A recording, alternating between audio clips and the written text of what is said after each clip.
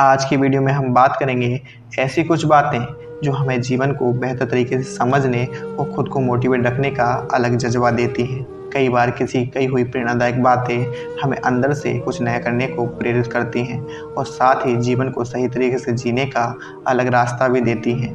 इसी तरह आज की इस वीडियो में मैं आपके लिए ऐसी 6 मोटिवेशनल टिप्स के बारे में बताने वाला हूँ जो आपको जीवन में कुछ कर दिखाने का अलग जज्बा देंगी।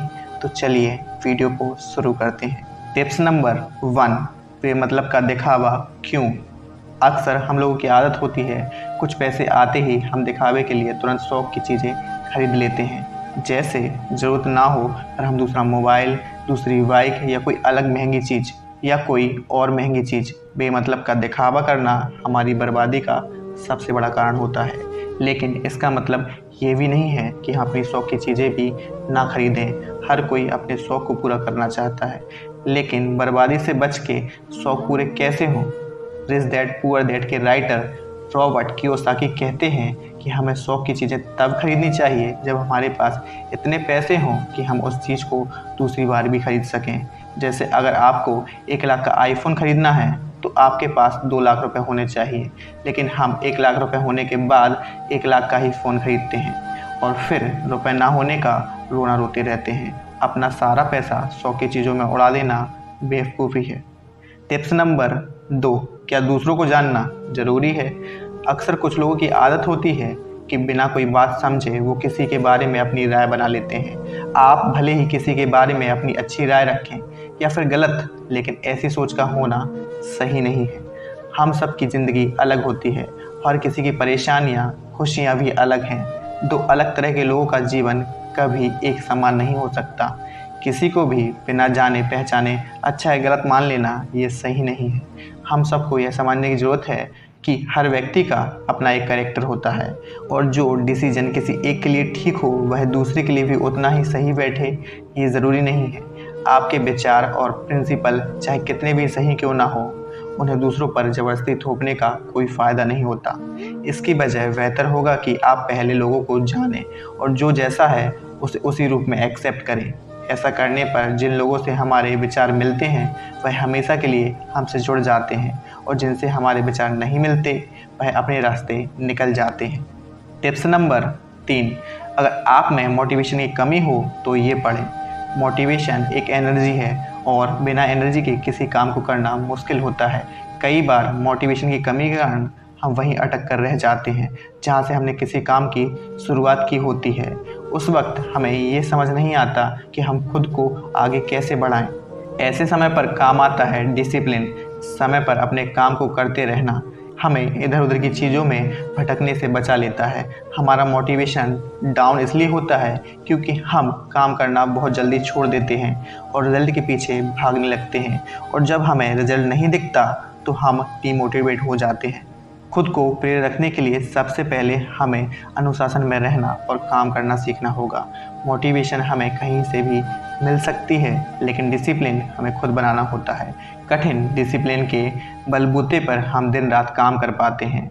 हम हमेशा प्रेरित नहीं रह सकते, लेकिन हमें अनुशासन में रहना सीखना होगा। टिप्स नंबर 4, जेफ बेजोस से सीखो ज़िंदगी का सबक। एक बार जेफ बेजोस को पता चला कि अमेज़न में कई कस्टमर शिकायत कर रहे हैं कि अमेज़न के कर्मचारी ठीक से सर्विस नहीं देते और कस्टमर की प्रॉब्लम को दूर नहीं कर पाते। इसलिए जेफ बेजोस ने सभी कर्मचारी को एक नोटिस पास कर दिया कि अमेज़न अपने कर्मचारी को सिर्फ जॉब छोड़ने के 3.7 लाख रुपए देगा और जॉब छोड़ने वाला व्यक्ति अमेज़न में फिर कभी जॉब नहीं कर पाएगा। इस नोटिस के आते ही अमेज़न के 10 कर्मचारियों ने जॉब छोड़ दी। जेफ बेजोस नहीं चाहते थे कि कोई भी व्यक्ति ज़बरदस्ती अमेज़न में काम करके कंपनी को डुबो दे। दोस्तों, ऐसे ही कुछ लोग हमारे आसपास भी होते हैं जो कहने और दिखाने को हमारे साथ होते हैं, लेकिन वो पीठ पीछे हमें बर्बाद करने की कोशिश करते हैं। समय रहते ऐसे लोगों की पहचान कर लेनी चाहिए और जितना जल्दी हो उनसे पीछे छुड़ा लेना चाहिए। टिप्स नंबर 5, अपने काम में फोकस कैसे करें। जब हम अपने काम में कुछ चेंज करते हैं तो उस काम के लिए मन को एकाग्र कर पाना बहुत मुश्किल होता है। काम करने के लिए ज़रूरी फोकस बन नहीं पाता। हमारे माइंड में बेचैनी की जगह जितनी ज़्यादा होगी, फोकस के लिए जगह उतनी ही कम हो जाएगी। बेहतर है कुछ समय निकाल कर गहरी सांस लें, अपनी बेचैनियों को खुला छोड़ दें और मन को शांत करने की कोशिश करें। काम करने के लिए एक सही प्लानिंग का होना ज़रूरी होता है, पर जब सब कुछ तेज़ी से बदल रहा हो तो कुछ समय के लिए प्लानिंग और काम करने के तरीके भी बदलने पड़ते हैं।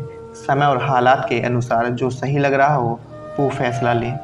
बेकार की चीज़ों को हटाएं, सबको साथ लेकर चलने की कोशिश ना करें।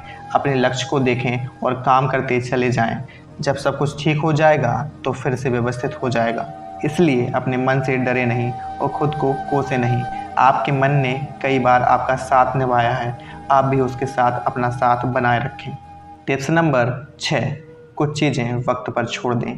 कभी कभी जीवन में कुछ ऐसा हो जाता है जिसको सुधार पाना उस वक्त हमारे वश में नहीं होता। इसलिए ऐसी किसी भी समस्या पर ज़्यादा चिंता ना करें जिसके बारे में आप कुछ नहीं कर सकते। दरअसल कुछ समस्याओं का इलाज समय के पास ही होता है और अपना सही समय आने पर वो परेशानियाँ दूर भी हो जाती हैं। लेकिन इसका अर्थ ये नहीं है कि हम अपनी उन परेशानियों की तरफ से अपना ध्यान हटा लें, पर उनके बारे में सोच कर इतना भी परेशान ना हो कि वो परेशानियाँ आपके दुख का कारण बन जाएं।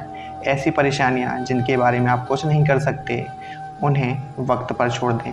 सही वक्त आने पर सब कुछ सही हो जाएगा। धन्यवाद दोस्तों।